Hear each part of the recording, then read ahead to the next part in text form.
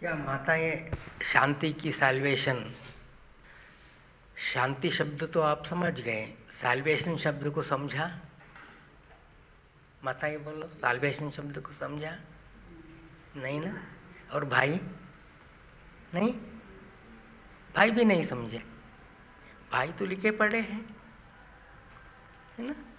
Salvation का अर्थ होता है अभी इस संदर्भ में सुरक्षा अथवा रक्षा।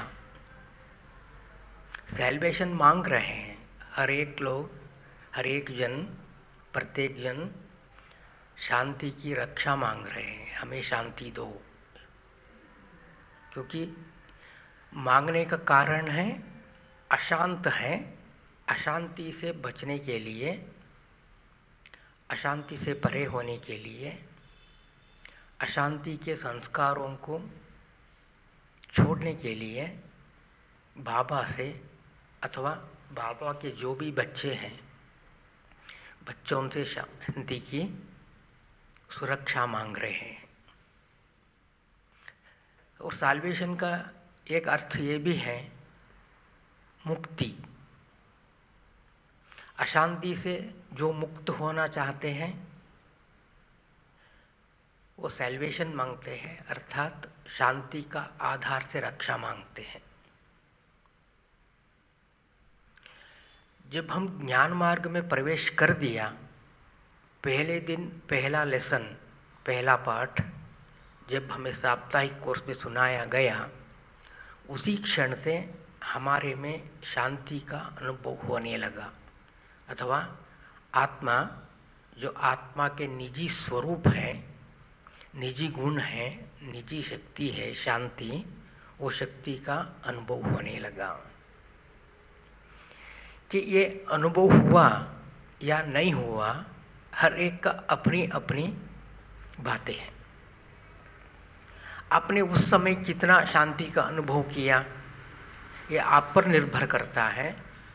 आने वाली दिनों में आप कितने शांति का अनुभव और बढ़ाएंगे। क्योंकि जो ज्ञान हम सुनते हैं, सुनकर वही छोड़ दिया तो उस ज्ञान का उपयोग नहीं होगा, परंतु उस ज्ञान को विस्तार में लेके जाना है। जितने विस्तार में लेके जाते हैं, अब कितने भी विस्तार में ले जाओ, वो और विस्तार को पाते जाएगा। जैसा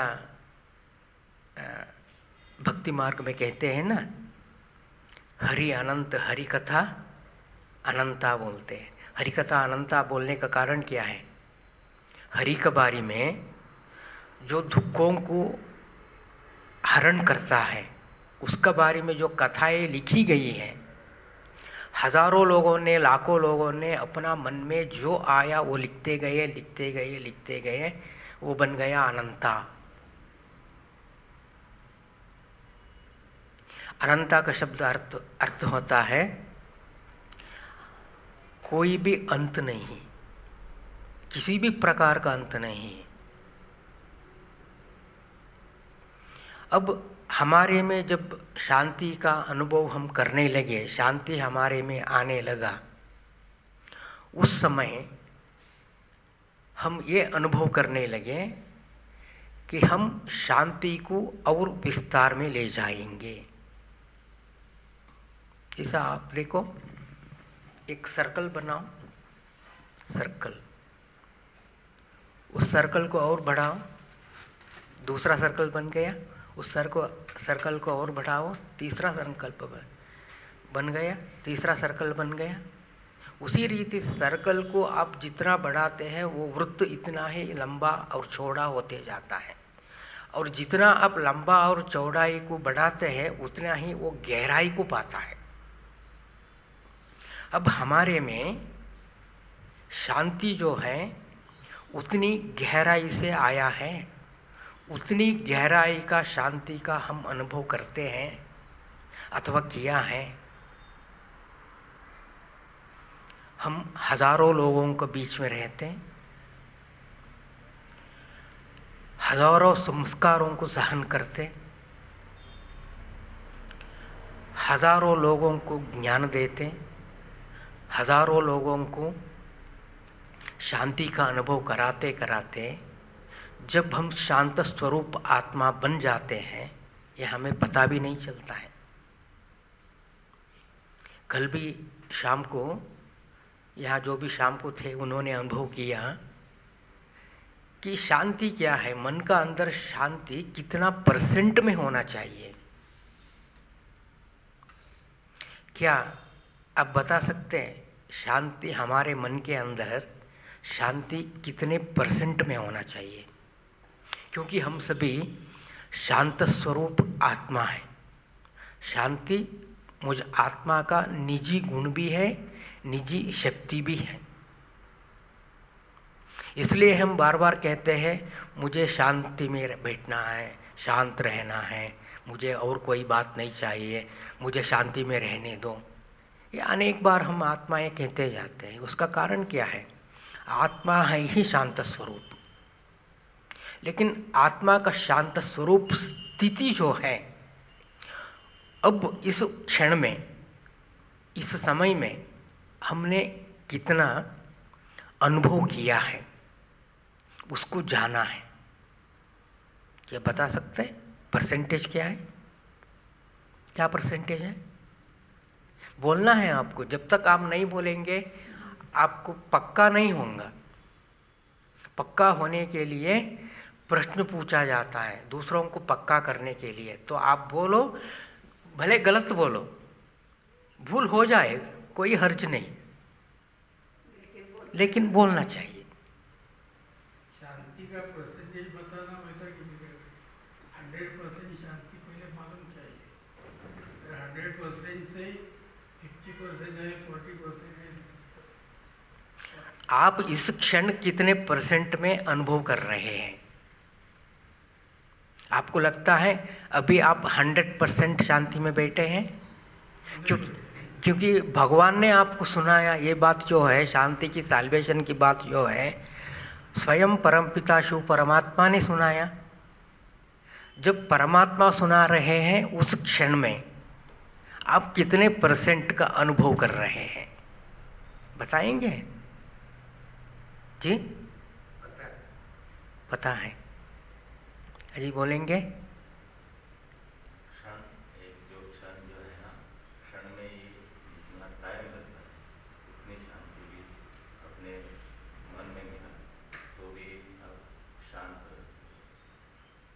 आप बताएंगे? 25%।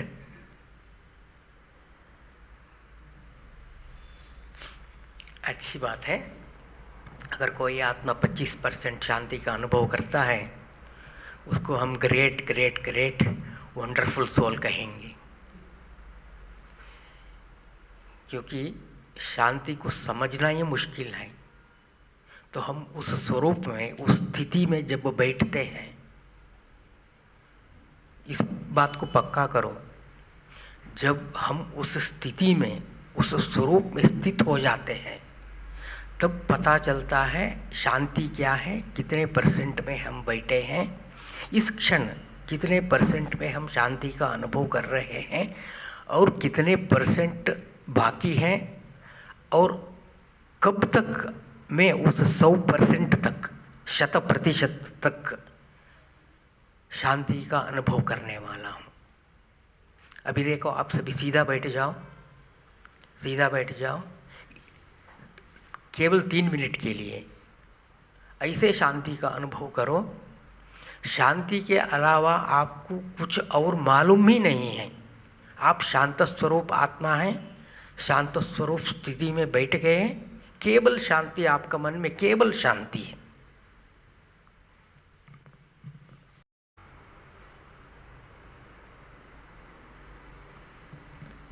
ओम शांति। अभी जो अनुभव आपने किया, उस अनुभव को आप अपनी बुद्धि में स्थिर करो। बुद्धि कितना एक्टिव रहेगा, जितना सचेत रहेगा, उतना ही हम अपनी शांति को विस्तार में ले जा सकते हैं। कितने आप विस्तार में ले जाएंगे, और भी है, और भी है, और भी है। इसका विस्तार को बढ़ाते जाओ। जैसे ज्ञान का विस्तार को बढ़ाने से हमारा मन बुद्धि में और संस्कारों में ज्ञान प्रिंट हो जाता है, उसी रीति से हम जो भी गुण और शक्तियों का अनुभव करते हैं उसको बुद्धि में किया हुआ अनुभव को प्रिंट कर दो। वो इतना शांति का अनुभव करो, इतने शांति का अनुभव करो, वो शांति आपका संस्कार बन जाए। अथवा यूं कहें, स्वयं आत्मा में, आदि स्वरूप में, जिस स्थिति में, जिस स्वरूप में आत्मा शांत स्वरूप था, वो स्थिति प्राप्त हो जाए। जब हम स्वयं शांति का अनुभव करते हैं, शांत स्वरूप स्थिति में रहते हैं, तभी ही हम औरों को शांति का अनुभव करा पाएंगे। अगर हमारे में शांति का परसेंटेज कम है, दूसरों को शांत स्वरूप स्थिति का, शांति का अनुभव कराना मुश्किल हो जाता है। हम अशांत बनने का कारण है, अशांत बनने का कारण क्या है? क्यों अशांति आई? अजी बोलिए बोलिए, क्यों अशांति क्यों आई मन में, कहाँ से आई? हमारी कोई इच्छा है, उसके अगेंस्ट कोई घटना होती है तो हम अशांत हो जाते हैं। हाँ, ये बात सही है। इच्छाओं के कारण, अतृप्ति के कारण, जब हमारे मन में जो बात है वो प्राप्त नहीं हुआ, उसके कारण मन में अशांति आ जाती है। और क्या कारण है? मुरली में पॉइंट आ जाता है, एक शब्द में आ जाता है। क्या कारण है अशांति होने का? अशांत क्यों है मन? मन में कामना है, कामना है। तो मन को शांति आता है। आप ध्यान से देखो, मन में अशांति क्यों आता है। इसको मुरली में पॉइंट आती है माया के कारण। क्या कारण? माया। अब माया किसको कहें? माया किसको कहें? जैसे कल भी ये बात निकली थी, माया अर्थात धन संपत्ति ही माया नहीं है, जो नहीं है वो भी माया है। माया क्या करता है? एक जादू करता है, मैजिक करता है। जो नहीं है उसको दिखाता है, जो नहीं है उसको दिखाता है, वो माया है। तीसरा, माया का अर्थ है पांच विकार। मुरली में ये पॉइंट आ गया है, अनेकों बार आ गया है कि जो नहीं है वो भी माया, जो है वो भी माया, पंच विकार भी माया। तो कितने प्रकार के माया? जितने प्रकार के माया मन और बुद्धि में है, उतने ही प्रकार के, इतने ही परसेंटेज में मन अशांत है। इस मन की अशांति को दूर करने के लिए हमें माया से दूर जाना है, अर्थात हमारे में किसी भी प्रकार का विकार ना हो। अब हम एक छोटी सी कहानी सुनेंगे, माया क्या है, आपको बहुत अच्छी रीति से समझने में आ जाएगा। ये महाभारत में आती है ये कहानी कि एक बार श्री कृष्ण ने नारद से कहा, नारद मेरे साथ चलो, हमें कहीं दूसरे गांव में जाकर कुछ कार्य करना है। नारद कृष्ण का भक्त था, तुरंत तैयार हो गया और कृष्ण और नारद दोनों चल पड़े रथ में बैठकर। बहुत दूर तक जाने के बाद श्री कृष्ण ने नारद से कहा, नारद मैं प्यासा हूँ, मेरे लिए कहीं से पानी ले आओ। ध्यान से सुनना कहानी को, माया क्या है ये समझने में आएगा। श्री कृष्ण नारद से कहता है, नारद मैं प्यासा हूँ, मेरे लिए कहीं से पानी का प्रबंध करो। नारद जी हाँ कहा और गया पास वाले गांव में। जो पहला घर दिखाई दिया उस घर का दरवाज़ा खटखटाया। दरवाज़ा खुलते ही एक सुंदर कन्या नारद का सामने आई। तो उस सुंदर कन्या को देखते ही नारद इस बात को भूल गया कि ये भगवान के लिए पानी लेने आया है। उस बात को भूल गया। उस कन्या से बात करने लगा। बात करते करते बात प्रेम में परिवर्तन हो गया।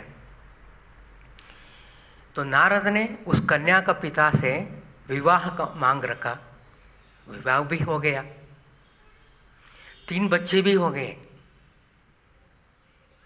3 बच्चे भी हो गए। उसके बाद में एक बार उस गांव में मूसलाधार बारिश हुई, महापूर आ गया। महापूर में गांव के सभी लोग, सभी घर बहने लगे। महापूर आए तो क्या होता है, उसको सब का सब उजाड़ के ले जाता है। तो सभी लोग भी बहने लगे। नारद ने अपना स्त्री को, अपने 3 बच्चों को, छोटे बच्चों को ऊपर लिया कंधे पर, स्त्री को बाहों में लिया, एक बच्चे को और बाहों में लिया। सबको लेके, चारों को लेके पानी में बहते जा रहा है। पहला छोटा बच्चा जो कंधे पर बैठा था वो बह गया पानी में, ओम शांति हो गया। उसके बाद में दूसरा बच्चा, उसके बाद में तीसरा बच्चा, फिर स्त्री भी बह गई, अकेला रह गया। वो चिल्लाने लगा, ये मेरे साथ में ये क्या हुआ। चिल्लाते चिल्लाते जब आंखें खोला, देखा तो श्री कृष्ण उसका सामने खड़ा था। तो श्री कृष्ण ने नारद से पूछा, तुम कहाँ चले गए नारद? मैं 1 घंटे से तुम्हारा प्रतीक्षा कर रहा हूँ पानी के लिए, मैं कब तक प्यासा रहूँगा? लाओ दो, पानी लाओ। लेके आया है, दे दो। नारद आश्चर्य से देखने लगा, 1 घंटा? इसलिए मैंने कहा था कहानी को ध्यान से सुनो। 1 घंटा, 1 घंटे में नारद का विवाह भी हो गया।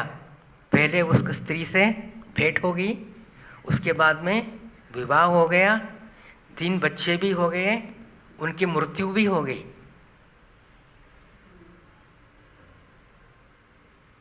कहने का भावार्थ ये है, मन क्या है?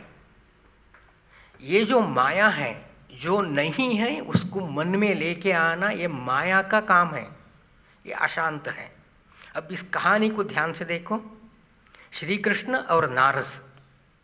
श्री कृष्ण भगवान है भागवत के अनुसार, नारद देवर्षि हैं, उसके भक्त हैं।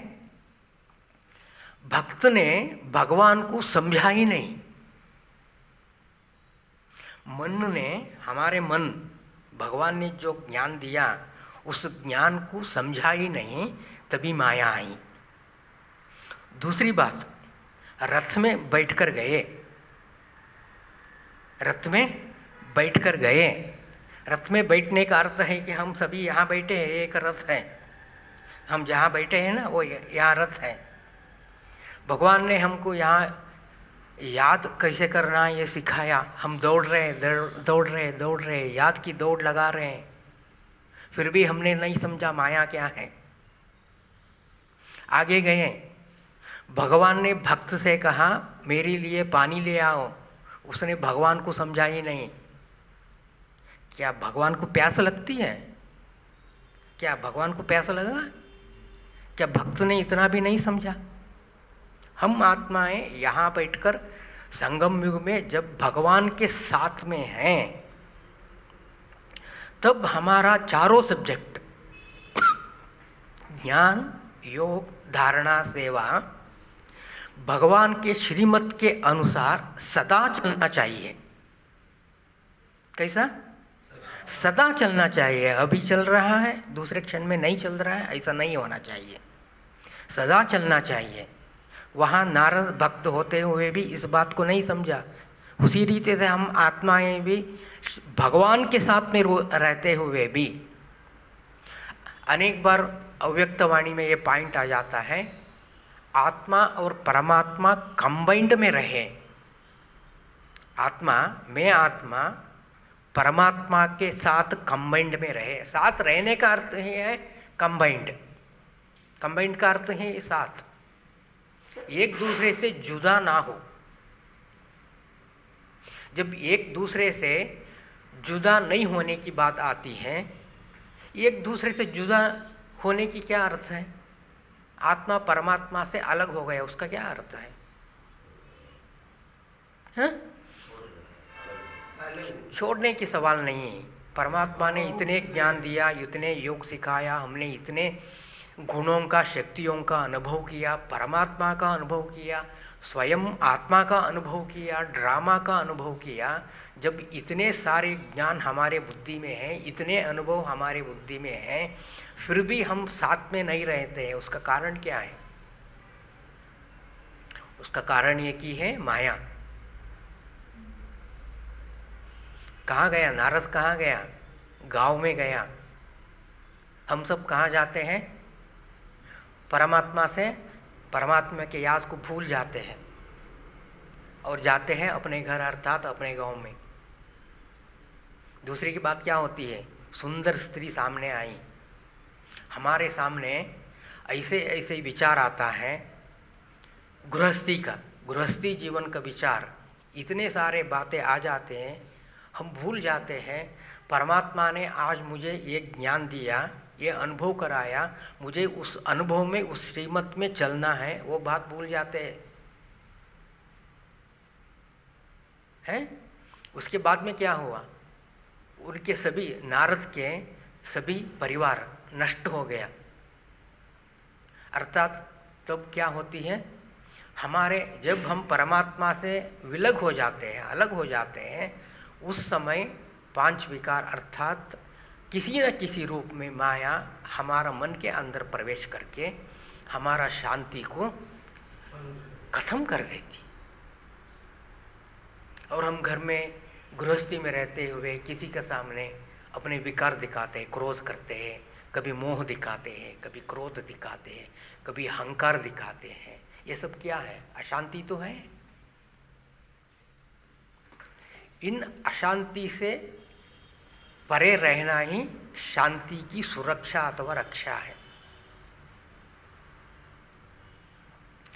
सवाल ये नहीं हमने ज्ञान में कितने चला,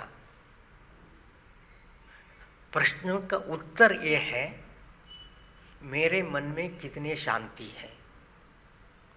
जितने ज्ञान है उतना शांति भी होगा, जितने अनुभव उतना शांति का परसेंटेज भी बढ़ेगा। कितने शांति का परसेंटेज बढ़ेगा? आत्मा के अनादि संस्कार शांत स्वरूप स्थिति, उसका अनुभव होगा। यहाँ बैठकर बाबा के मुरली को सुनते सुनते, उसका विस्तार को सुनते सुनते शांत रहना ऊपर ऊपर की स्थिति है। ये वो स्थिति नहीं जो आत्मा के अनादि स्वरूप है, शांत स्वरूप स्थिति, वो स्थिति नहीं। जिस दिन आत्मा के अनादि स्वरूप की स्थिति का हम अनुभव करते हैं, वो सत्य शांत है। उस शांति में सत्यता है। वो शांत स्वरूप जो है वो स्थिति का अनुभव होगा। हम उस स्थिति में अनंत काल तक बैठ सकते हैं अथवा अनुभव कर सकते हैं।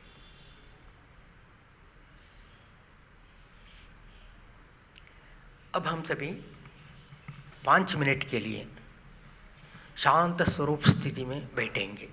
हमें क्या करना है?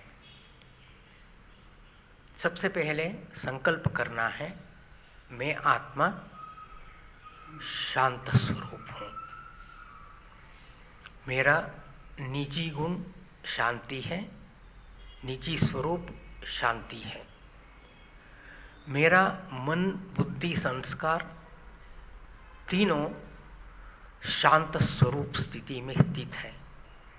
इस शांत स्वरूप स्थिति से मेरा शरीर, शरीर के अंग अंग, शरीर के रोम रोम शांति का अनुभव कर रहा है। बैठेंगे, कोई भी गीत नहीं बजेगा, कोई भी आवाज़ नहीं होगी। ऐसा बैठेंगे, बैठिए। ओम शांति।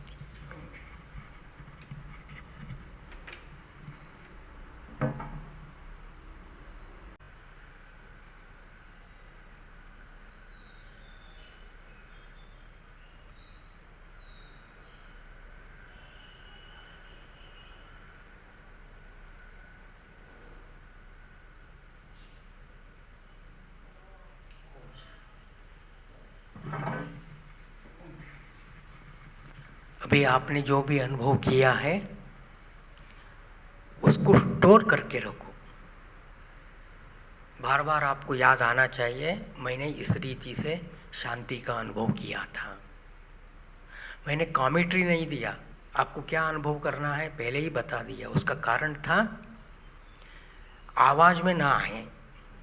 आवाज़ में जब हम शांति का अनुभव कर रहे हैं तब हम आवाज़ में ना आए, इसलिए पहले ही बता दिया कि हमको क्या अनुभव करना है।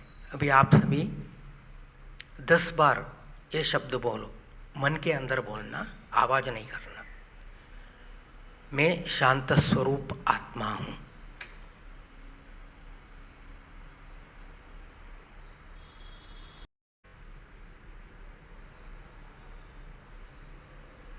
ओम शांति।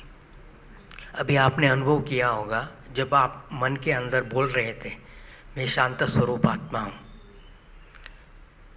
पहली बार बोला, दूसरी बार बोला, तीसरी बार बोला, उसका गति कितना था, फास्टनेस कितने फास्ट आपने बोला, उसके कितने तीव्र गति से बोला।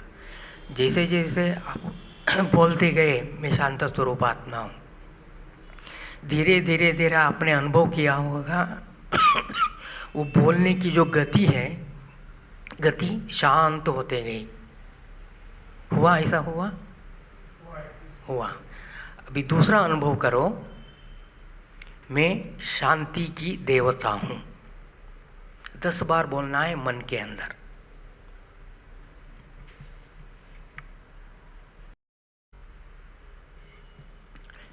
ओम शांति। अब हम यहाँ समाप्त करते हैं। मैं ज़्यादा समय नहीं ले रहा हूँ, 30-40 मिनट ही सुना रहा हूँ। उसका कारण ऐसा है, सुनाने वाला तो सुना देगा, 1 घंटा भी सुनाएगा, 1 दिन भी सुनाएगा, लेकिन जो सुना है क्या वो बुद्धि में बैठा है? जब बुद्धि में बैठा है वही कार्य रूप में आएगा। इसलिए थोड़े थोड़े में ही समाप्त करते हैं। ओम शांति।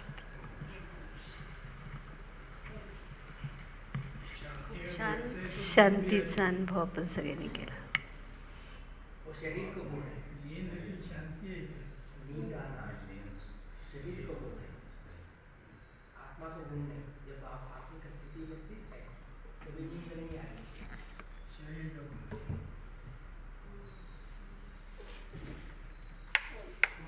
ओम शांति।